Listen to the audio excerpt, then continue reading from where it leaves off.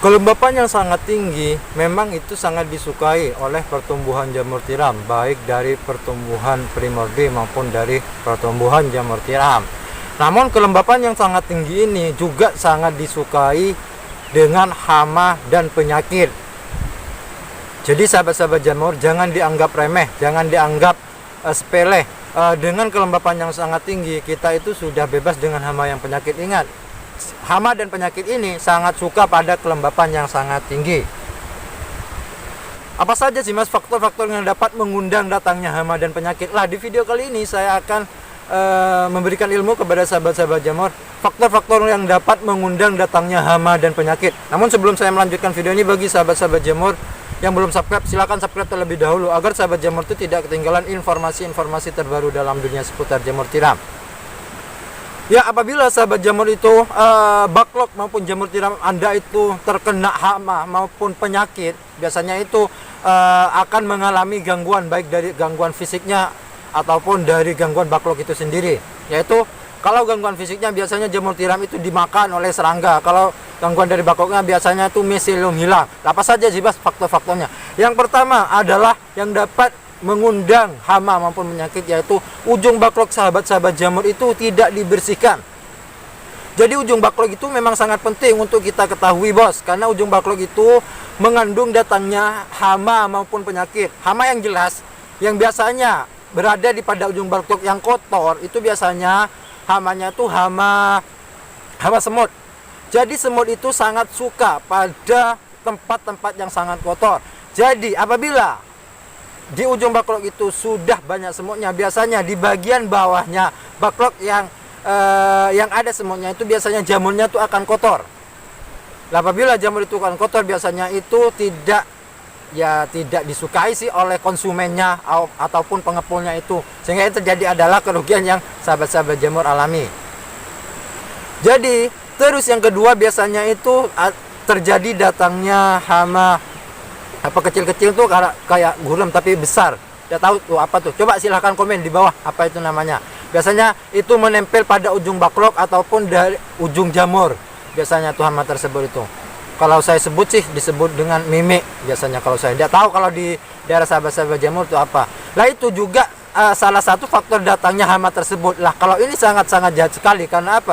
Karena apabila backlog itu sudah ditempeli oleh si hama tersebut ini, si mimik tersebut ini, biasanya itu akan meletakkan larva. Larva ini akan menetas menjadi ulat. Ulat tersebut akan merusak pertumbuhan jamur tiram sahabat-sahabat jamur, baik dari batang maupun dari tudungnya. Jadi itu akan dirusak oleh si ulat tersebut itu. Jadi sebisa mungkin sahabat-sahabat jamur itu dibersihkan ujung backlog. Dibersihkan tuh bebas, sahabat jamur itu mau dibersihkan seperti apa, entah itu pembersihannya itu menggunakan air atau disiram sangat keras sekali, itu juga bisa, atau dikupas menggunakan pisau, menggunakan cutter atau menggunakan apapun lah. Yang penting itu ujung backlog itu bersih. Dan ternyata sepengalamannya saya, apabila ujung backlog itu bersih, pertumbuhan jamur tiram itu lebih cepat dibanding dengan ujung backlog yang sangat kotor itu. Jadi itu biasanya kalau saya itu membersihkan ujung backlog, itu tumbuh lagi itu kisaran 3-4 hari. Itu sudah keluar primordinya, itu sudah keluar lagi primordinya. Beda dengan yang tidak dibersihkan, itu bisa-bisa 7-9 hari baru muncul primordinya. Jadi selain itu juga pembersihan backlog itu juga bisa, menurut saya sih jadi apa? Jadi hormon sih, jadi hormon alami. Jadi itulah poin yang pertama. Terus poin yang kedua adalah ya ini menyangkut dengan kebersihan lagi. Biasanya ini sering disepelekan, yaitu lantainya kotor. Ya ini apabila sahabat-sahabat jamur itu mau budidaya jamur tiram, diutamakan kebersihan. Jadi kebersihan ini memang sangat penting bos, karena apa ya, biasanya kalau di bagian bawah ujung lantainya itu biasanya tuh entah itu ada jamur yang kotor, entah serbuk yang kotor, sesudah dilakukan penyemprotan itu dibiarkan begitu saja. Itu hama itu sangat suka pada tempat yang kotor itu bos. Jadi apabila hama itu sudah enak di tempat tersebut, itu otomatis itu akan menyerang. Yang pertama menyerang jamur tiram sahabat-sahabat jamur. Terus yang kedua itu akan menyerang pada backlog. Bisa-bisa backlog Anda itu rusak. Di bagian ujungnya itu bisa-bisa backlog sahabat-sahabat jamur itu rusak. Jadi sebisa mungkin lantai itu dibersihkan, entah dibersihkan itu 1 hari 1 kali atau 2 hari sekali. Itu yang tahu itu sahabat-sahabat jamur. Di sana tuh yang tahu sahabat-sahabat jamur. Kumbung ini kotornya ini berapa hari sekali sih? Misalkan kalau 3 hari sekali, ya 3 hari sekali disapu. Jadi sebisa mungkin itu dibersihkan ya, sebisa mungkin itu dibersihkan. Jadi apabila itu tidak dibersihkan, ya biasanya sih jamurnya Anda itu terserang hama, entah itu terserang, entah itu ujung baklok yang dimakan serangga ini, entah itu jamurnya itu ada hama ulatnya, itu pasti itu sudah, kalau tempat yang kotor itu pasti ada serangga yang menyerang pada baklok tersebut. Jadi itulah sahabat-sahabat jamur, poin yang kedua ini memang sangat-sangat diperhatikan adalah tentang kebersihan ya. Jadi ini memang sangat berkaitan antara poin yang pertama dengan poin yang kedua, ini sangat berkaitan, yaitu di lingkungan kebersihan. Terus poin yang ketiga adalah jamur yang telat pemanenannya. Loh mas, kok bisa sih mas jamur telat pemanenannya? Apa hubungannya dengan hama dan penyakit mas telat pemanenannya ini? Ya, apabila sahabat-sahabat jamur itu jamur telat panen, ingat jamur tiram itu tidak identik dengan besar. Besar kecilnya jamur tiram itu mau dipanen tidak identik dengan besarnya bos. Meskipun kecil, kalau itu sudah waktunya panen, kita harus dipanen bos. Karena apa? Karena apabila itu dibiarkan di media baklok, maka suhu atau kelembapan yang ada di jamur tersebut itu akan meningkat. Coba misalkan jamur tiram dipanen sekarang, dipanen besokan hari, itu pasti akan kayak jamur tiram itu akan basah. Lah, dari kelembapan yang sangat tinggi itu di jamur tiram itu mengundang datangnya hama juga bos. Jadi biasanya hama yang datang itu seperti kumbang, kemudian mimik, yaitu kemudian lalat. Lalat itu biasanya juga salah satu yang dapat menyebabkan terjadinya datangnya ulat. Kenapa? Karena dia meletakkan larva. Apabila sudah itu waktunya pemanenan, mendingan dipanen ya bos.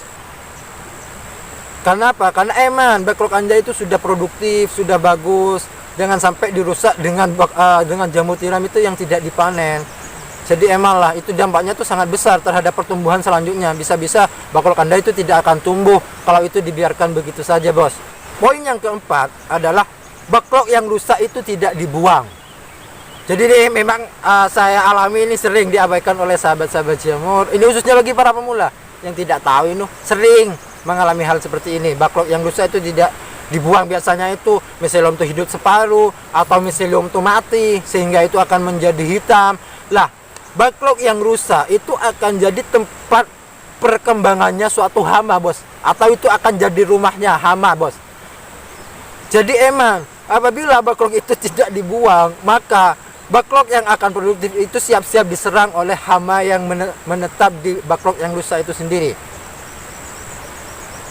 Biasanya itu bukan pada baklok yang rusak aja, hama itu menetap di situ, akan jadi rumahnya. Baklok yang sudah afkir lagi, baklok yang sudah afkir itu juga akan menjadi sarangnya hama atau jadi rumahnya hama. Jadi sebisa mungkin apabila baklok itu sudah rusak di kumbung, itu sebisa mungkin diambil langsung lalu dibuang atau dicampur lagi. Entah itu sebaliknya, apabila baklok itu sudah afkir, sudah waktunya dibuang, itu mendingan langsung dibuang bos, jangan didiamkan di kumbung. Karena apa? Karena itu akan jadi sumber datangnya hama ataupun penyakit. Jadi baklok sahabat-sahabat jamur itu diserang oleh hama tersebut, karena baklok tersebut itu produktif bos. Oke sahabat-sahabatku, mungkin cukup sekian video kali ini. Ya, semoga ilmu ini bisa bermanfaat untuk sahabat-sahabat jamur. Ya syukur-syukur ilmu ini bisa diamalkan biar sahabat jamur itu tidak mengalami kerugian yang sangat besar, khususnya ini untuk serangan hama tersebut.